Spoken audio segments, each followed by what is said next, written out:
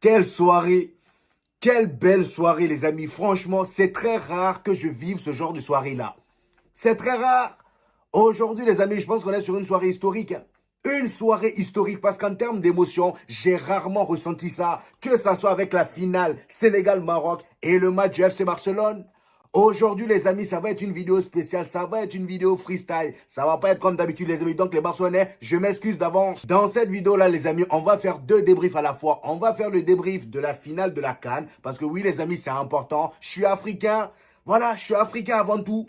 Hein? C'est vrai que le Barça a perdu, on va en parler aussi parce que franchement c'est très divertissant. On va d'abord parler de la finale de la CAN qui va faire énormément parler vu tout ce qui s'y est passé. Et juste après on va parler de la défaite de nos voisins tocards, le FC Barcelone. Donc calmez-vous, prenez vos chips, vos popcorn, asseyez-vous tranquillement bien au chaud et c'est parti. Bien évidemment n'oubliez pas le petit pouce bleu qui fait toujours plaisir les gars, ça aide au référencement. Sans plus tarder les amis, c'est parti. Mes chers amis, quelle finale on vient de vivre, même si mon pays, la Guinée, n'a pas participé à cette CAN là. Comme je vous ai dit, nous on se repose, voilà. On n'est pas pressé. La prochaine fois qu'on mettra les pieds à la CAN, ce serait pour la remporter. Donc, soyez pas pressés. Voilà, on arrive. Soyez pas pressés. Aujourd'hui, les amis, entre le Sénégal et le Maroc, c'était une guerre. Une guerre tactique dans le jeu entre les supporters et entre les entraîneurs. Et il y avait l'arbitre au milieu. Un arbitre frauduleux comme lui, là, j'en ai pas.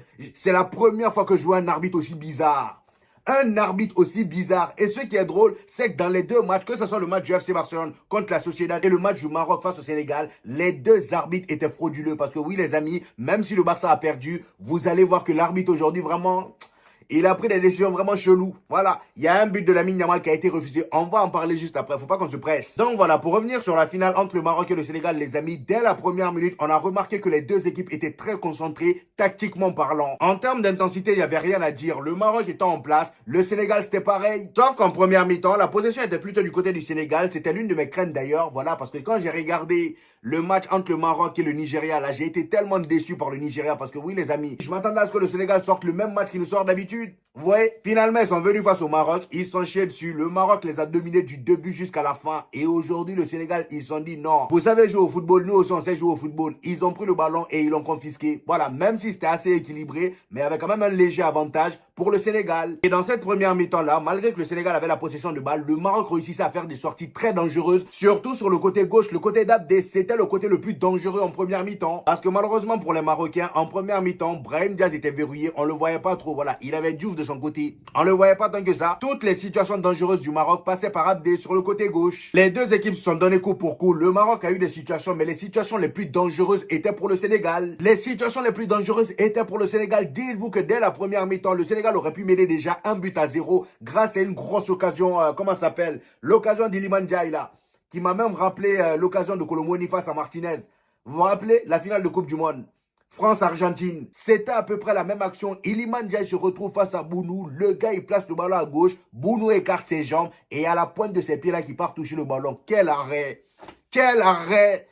Encore un arrêt qu'on va pas oublier, les amis. Ça rentre dans la légende directe. C'est comme l'arrêt de, comment ça s'appelle, Casillas face à Ruben. Finale de Coupe du Monde, Pays-Bas-Espagne. Et la même chose pour Colomboeni face à Martinez, France-Argentine. Vous voyez, Iliman Ndiaye avait toutes les possibilités pour marquer ce but-là, mais malheureusement, il a voulu placer le ballon à gauche. Il a raté. Après une première mi-temps assez équilibrée, mais avec un léger avantage pour le Sénégal, la deuxième mi-temps arrive. C'est là la bagarre a commencé. C'est là le match a commencé à s'intensifier. Le Maroc, déjà, ils ont commencé à pousser.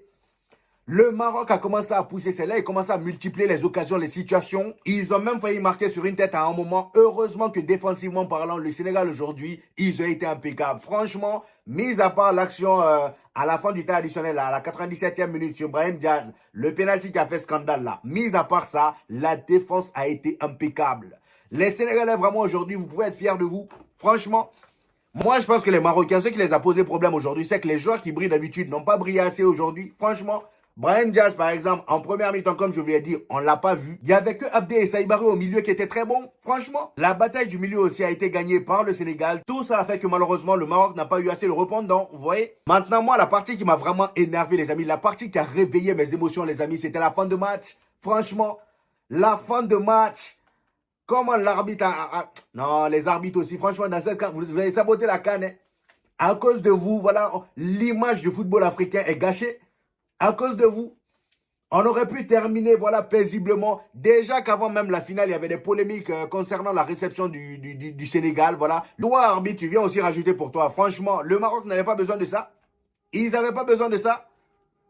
Avant la finale, il fallait voir, je ne sais pas si vous avez suivi, les Sénégalais à leur arrivée à Rabat, ils sont arrivés, voilà, il n'y avait aucune sécurité pour les accueillir. Ils étaient comme ça dans la foule. Même l'entraîneur Pape Tchèou, enfin lui aussi, comment il s'appelle? Ouais, l'entraîneur sénégalais, le gars, il a pété un plomb. Il a pété un plomb. Il a dit que ses joueurs étaient en danger parce que imagine s'il y avait des personnes mal intentionnées. Carrément, Koulibaly a failli se faire voler son sac. J'abuse, mais le gars, il tirait. Voilà, j'ai un peu abusé, mais il tirait quand même le sac de Koulibaly. Carrément, Koulibaly a remis son sac à sa place et il n'a pas voulu prendre la photo. Vous voyez? Tout ça la gâte l'image du football africain. Et en plus de ça, il y avait aussi des histoires d'hôtels. Le fait que voilà, les Marocains ont donné, la fédération marocaine a donné un hôtel 4 étoiles seulement aux joueurs sénégalais. Alors que les Sénégalais, eux, ils voulaient le maximum de confort, ce qui est compréhensible. Avant une finale, il faut voilà, que les joueurs soient bien confortables. Vous voyez ce que je veux dire? Ils ont demandé le 5 étoiles, ils ont poussé et le Maroc leur a donné. Tout ça, là, les amis, a fait parler et ça donne une mauvaise image à l'Afrique. Et moi, c'est ça qui m'énerve. Ouais, aujourd'hui aussi, comme si tout ce que je viens de dire là, c'était pas déjà assez, l'arbitre, il y a but pour le Sénégal. Pour moi, il y a but. Hein. Pour moi, il y a but. Le but refusé pour le Sénégal, là, pour faute sur Hakimi, là, pour moi, il y a but. Il n'y a pas faute sur Hakimi. Il faut arrêter de déconner à un moment. On voit bien que Hakimi, il glisse. Et le pire, c'est que c'est Hakimi, voilà, qui essaye d'empêcher le joueur sénégalais d'aller vers l'avant. Le joueur sénégalais, lui, il se débat, il essaie juste d'aller vers l'avant. Il n'a rien fait. Et il n'a rien fait. Il enlève juste le bras d'Hakimi qui essaie de le pousser. Hein? Et dans l'action, il y a Hakimi, il y a son pied droit qui glisse. On le voit sur l'action, mais l'arbitre n'a même pas pris le temps d'aller voir la VAR. Et moi, c'est ça qui m'a énervé. C'est ça qui m'a énervé. Le Sénégal marque, il annule. Et le pire, c'est qu'il a sifflé bien avant qu'il y ait but. Hein. Il a sifflé faute sur Hakimi bien avant qu'il y ait but. Pour moi, il n'y avait pas faute. Juste après ça, il y a pénalty sur, comment s'appelle le gars là, Brahim Diaz. Brahim Diaz aussi, toi, il commence la compétition avec pénalty. Et il termine avec pénalty. Est-ce que vous vous rendez compte? Hein? Est-ce que vous vous rendez compte? Comme par hasard, c'est un Madrilène. Nous, dans les histoires de pénalty, on y est toujours. Comme par hasard, c'est un Madrilène. Hein? Il fallait que ce soit Brahim Diaz. De tous les joueurs qu'il y avait sur le stade, là, il fallait que ce soit Brahim Diaz. Il commence avec pénalty et il termine avec pénalty. C'est incroyable. Franchement, Brahim Diaz, chapeau. Chapeau. Le gars, il se fait tirer dans la surface. Moi, personnellement, à la place de l'arbitre, j'aurais sifflé pénalty. Il y a pénalty clair. Voilà, on voit très bien, je ne sais pas si c'est Diouf, ouais, le joueur sénégalais, on voit très bien qu'il pousse Brahim Diaz, même si Brahim Diaz se laisse tomber. Mais les gars, soyons honnêtes, il y a pénalty. Il y a pénalty. Mais le fait que l'arbitre ait sifflé pénalty sur cette action-là, ça m'a énervé. Pourquoi? Parce que juste avant, il y avait but pour le Sénégal et il n'a même pas pris le temps d'aller voir la VAR pour voir s'il y avait réellement faute sur Hakimi parce qu'il n'y avait pas faute. C'était trop léger. Quel léger? Il n'y avait rien. Il n'y avait rien. Et sur Brahim Diaz, certes, il y a pénalty, mais il fallait accorder le but d'avant. Et c'est ça qui a fait péter les plombs aux Sénégalais. Hein? Le coach sénégalais a demandé à ses joueurs de quitter sur le terrain. Et franchement, il a bien fait. Il a bien fait parce que si le pénalty là, Brahim Diaz le marquait parce que finalement, il a raté. Il y en a qui disent qu'il a fait exprès de rater. Mais moi, j'y crois pas du tout. Franchement, parce que c'est Brahim Diaz lui-même qui est allé récupérer le ballon pour tirer le pénalty. Comment toi, tu peux prendre le ballon pour tirer pénalty en finale de CAN, hein, devant ton public, à domicile? Tu peux faire Panenka exprès, genre, tu as fait exprès de rater, quoi. Genre c'est lui il a une manette pour diriger les déplacements de, comment ça s'appelle, Mendy. S'il voulait faire exprès de rater, il aurait tiré à côté. Il aurait tiré hors des cages. Vous voyez ce que je veux dire? Pour moi, il n'a pas fait exprès. Donc, arrêtez vos conneries, là. Il n'a pas fait exprès. Voilà, le gars, il tente un lob. Il y a Mendy qui arrête le penalty. Et c'est là que je me suis dit, voilà. Ça, c'est la justice de Dieu. Hein? Chancel Mbemba, la justice de Dieu, il y en a. Et c'est ça. C'est ça la définition. Franchement, ça m'aurait énervé. Comment c'est possible que l'arbitre vienne foutre des choses en l'air comme ça? Le coach sénégalais a demandé à ses joueurs de sortir du terrain. Et c'est là, les amis, Sadio Mané. Franchement, Sadio Mané aussi, son histoire est tellement bien écrite. Le gars, il termine en légende. C'était sa dernière CAN. Et regardez comment il termine. C'était le seul qui est resté sur le terrain. Il a gardé son leadership. Il a calmé son coach. Il a demandé à ses coéquipiers de revenir. Il a allé appeler ses coéquipiers dans le vestiaire. Venez et jouons comme des hommes. C'est sa phrase. C'est pas moi qui l'ai dit. Venez et jouons comme des hommes. Ils sont venus. Brahim Diaz rate le penalty. Et dès le début de la prolongation, il y a Pape Gueye, hein, le sauveur qui vient libérer le Sénégal avec un but magnifique. Et comme par hasard sur l'action, il y a encore Sadio Mané. Oh, Sadio Mané, quel match. Carrément, il termine meilleur joueur de la compétition. C'est totalement mérité. Hein? Tous les Sénégalais qui disaient que oh, Sadio Mané, il ne devrait pas être appelé pour la sélection Nani Ana. Vous voyez maintenant? Vous voyez comment vous êtes vilain maintenant d'un coup? Vous vous sentez moche, non? Bête. Hein? Sadio Mané termine meilleur joueur de la compétition et c'est totalement mérité. Brahim Diaz termine meilleur buteur. C'est mérité aussi. Le gars, sa canne est juste incroyable. Franchement, respect aux deux équipes. Respect aux deux équipes. On a vécu une belle finale. Malheureusement, ça s'est mal terminé à cause de l'arbitre encore une fois. Mais moi, c'était mon avis sur ce match-là. C'était mon avis sur ce match. D'autant plus que le Sénégal est venu vraiment avec une équipe un peu... Il y avait beaucoup d'absents. Koulibaly n'était pas là, suspendu. Diarra n'était pas là. Il y a Crépin Diatta aussi qui est tombé malade à la dernière minute. Franchement, ça m'a fait de la peine. Et j'avais même peur pour les Sénégalais. Hein? Bref, franchement, les gars, c'était une très très belle finale. Une belle soirée. Moi, j'ai kiffé ma race. Maintenant, tout ça, c'est bien beau. Ah, le Barça a perdu. Pendant qu'on était concentré de l'autre côté, le Barça se faisait allumer. Le Barça se faisait allumer, oui. Ils se sont fait mener à 2 reprises. Après, j'ai envie de dire, le Barça aussi, l'arbitrage a été bizarre. Hein?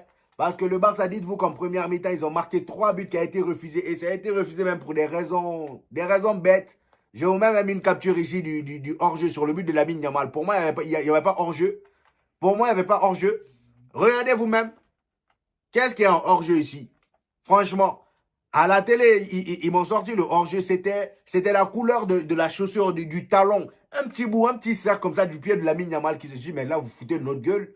Franchement, il n'y avait pas hors-jeu pour moi. Voilà, Lamine Yamal, son but là, pour moi, c'était pas censé être refusé. Peut-être les deux autres, ok.